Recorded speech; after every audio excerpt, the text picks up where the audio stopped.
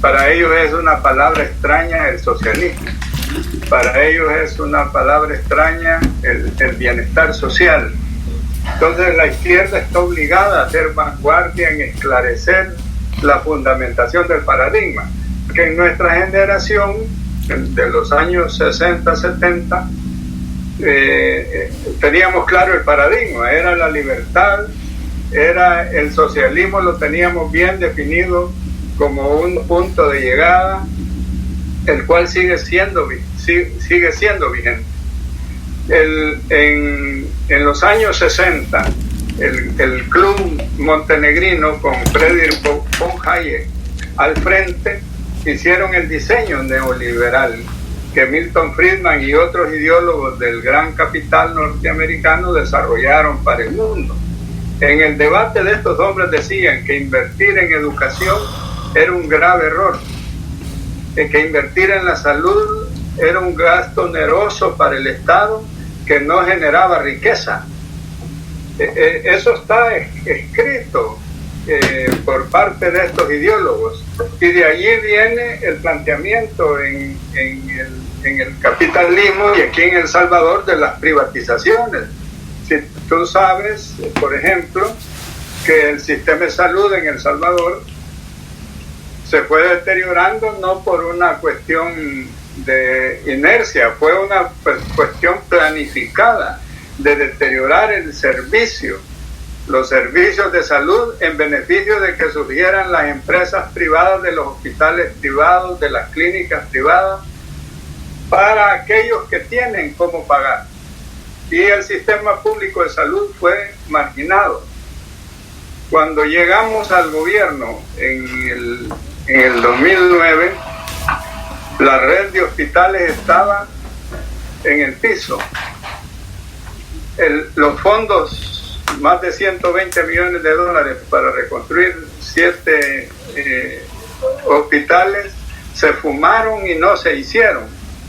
Eso se terminaron de hacer en el gobierno del presidente Sánchez Serén, de tal suerte que es falso decir que no habían hospitales. Es una gran falsedad. Bueno, también quiero retomar de lo que ustedes en el análisis tanto tuyo como el de Francisco hablaba de Chile. Mira, Chile ha estado vinculado a nuestra historia por muchas razones. El Partido Comunista Hermano de Chile siempre fue muy amigo nuestro, que lo dirigió en los últimos años Luis Corbalán. Muchos profesionales como Santiago Ruiz, granadino, como Adalberto Medrano, no el general, sino que un filósofo, Hugo Molina, estudiaron, para mencionar todos los tres, estudiaron en la Escuela Latinoamericana de Economía en Chile, que era una de las escuelas más destacadas de la América Latina. Pero eso siguió así. Cuando la oligarquía logra implantar el sistema neoliberal en el país, el sistema de pensiones que se aplicó aquí en El Salvador fue a rajatabla, calcado, el que se aplicó en Chile. Por eso ha fracasado allá y ha fracasado aquí. Ahora bien, el tema de la agricultura, como yo comentaba en la reunión de hace 2 sábados, nosotros tenemos varias situaciones favorables y varias situaciones muy desfavorables. Primero es que el sistema de agricultura nuestra no da recursos para la acumulación de capital, porque dejó de ser el eje de acumulación capitalista en el país. Pero sí garantiza seguridad alimentaria, garantiza combatir el hambre y darle dignidad al ser humano en el área rural. Entonces, me ha parecido a mí totalmente incongruente y extraño con la propuesta del gobierno que está actualmente en el poder, que se haya desbaratado la agricultura familiar. La agricultura familiar, que fue ejemplo Recuerdo cuando fui convocado por la FAO a Roma en mi calidad de ministro, donde 3 países presentamos los resultados en cada país, la India y Jordania y El Salvador, presentamos cada quien nuestros avances exitosos a nivel mundial en el desarrollo de la agricultura familiar. Eso fue un enorme esfuerzo que hoy ha quedado de lado. Mira, con el tema de la semilla es un tema interesantísimo, porque el ministro anterior a mí tenía un mecanismo de compra en el que él finalmente determinaba el precio a pagarle a los productores de la semilla.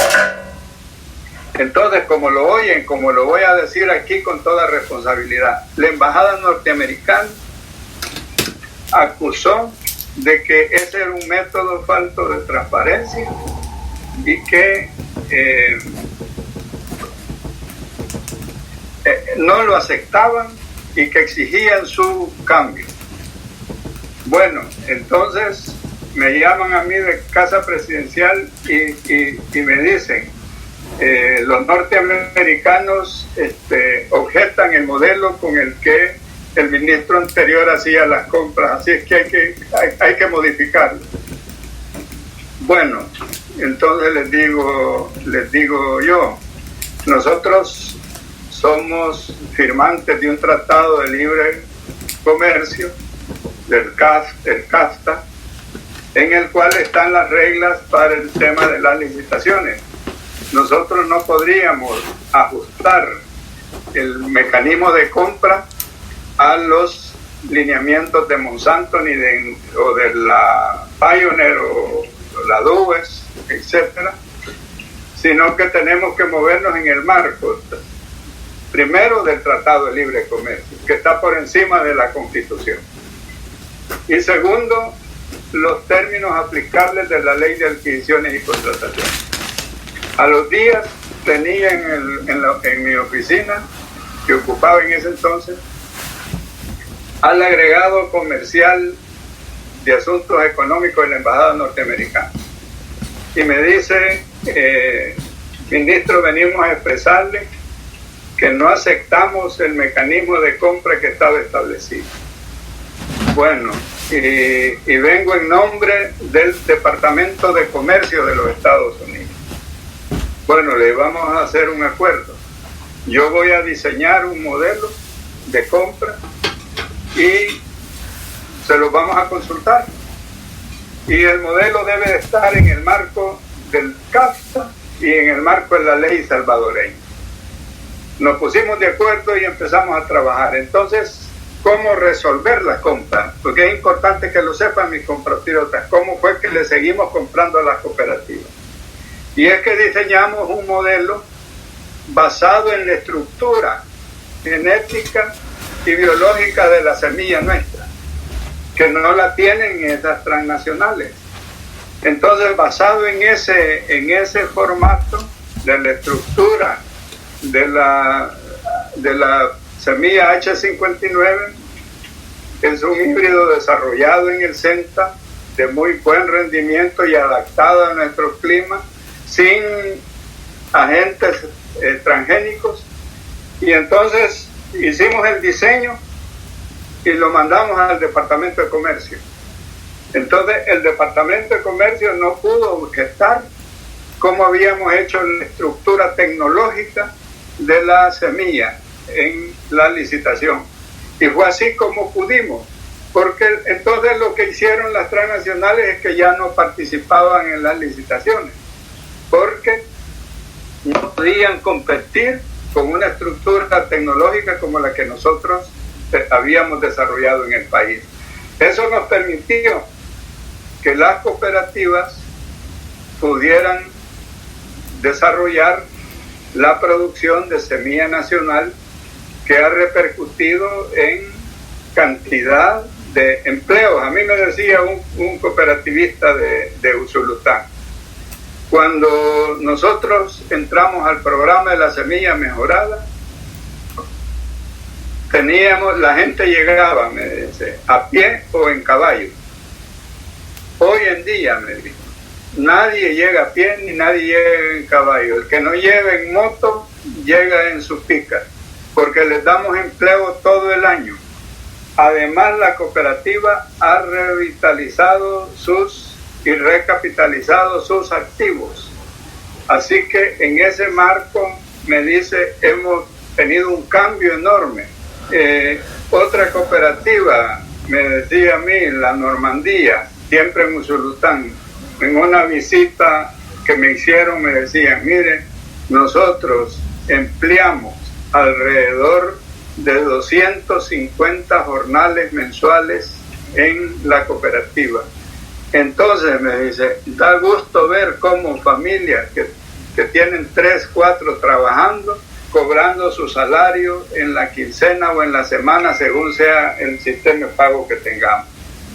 Eso no es bueno para el neoliberalismo, porque nos daba autonomía y ojalá estos que gobiernan ahora no vayan a destruir esas capacidades del país, porque además el tema es que el H59 como semilla de maíz probado y comprobado no solo tiene un buen rendimiento, entre 80 y 90 quintales por manzana, sino que además el campesino puede producirlo con una abonada, con una aplicación de abono.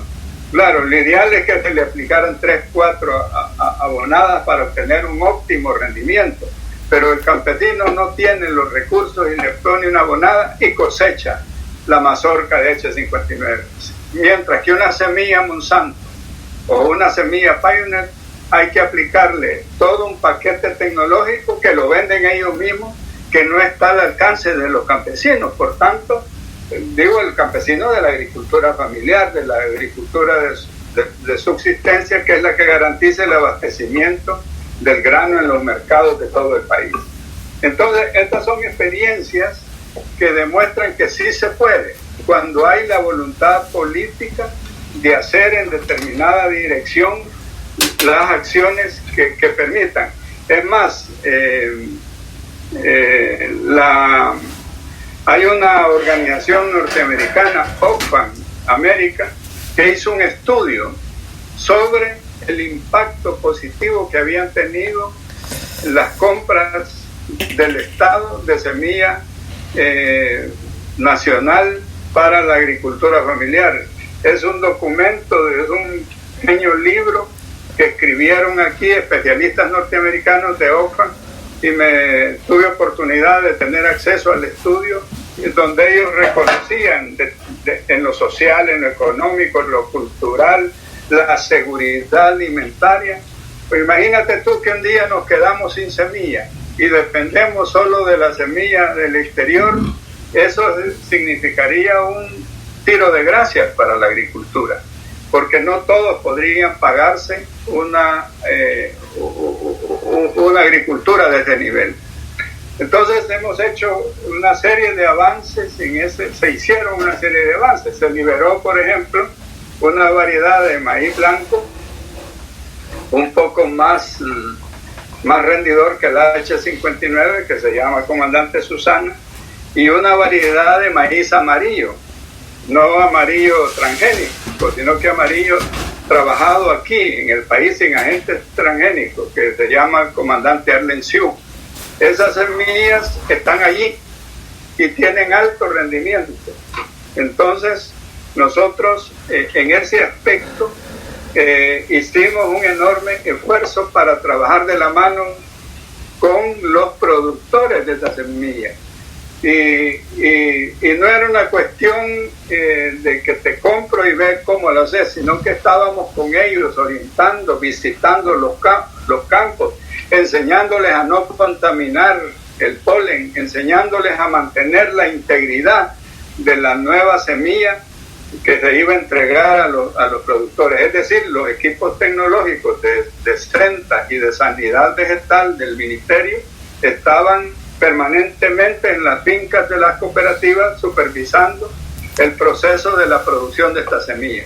Ese es un legado que está ahí. Y hoy lo están viendo, no sé si ustedes han visto en los medios. Por ejemplo, esta semana los viveristas